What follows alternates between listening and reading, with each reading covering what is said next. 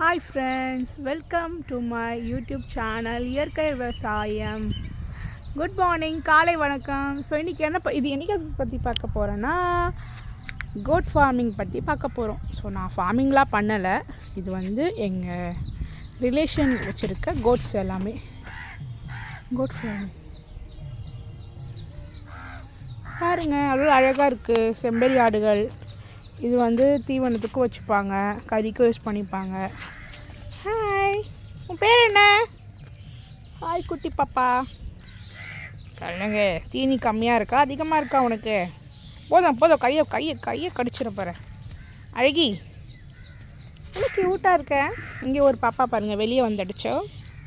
இங்கே பாருங்கள், எல்லாம் ரெஸ்ட் எடுக்குதோ. உனக்கு வேணுமா? வந்தா டேக்கெட் பேபிம்மா. இன்னைக்கு இல்லையா?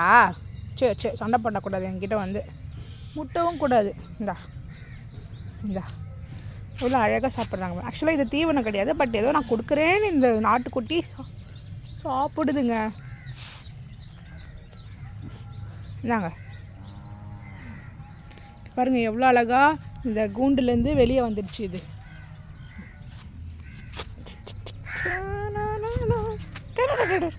பாருங்கள், எவ்வளோ அழகாக இருக்குது பாருங்கள். கோட்ஸ் எல்லாம் அழகாக ரெஸ்டிங் டைம், இது இவங்களோட ரெஸ்டிங் டைம். இதை பாருங்கள், எவ்வளோ அழகாக போகுது. உள்ளே போயிடுச்சு பாருங்களா, அந்த கோட் இருந்தது.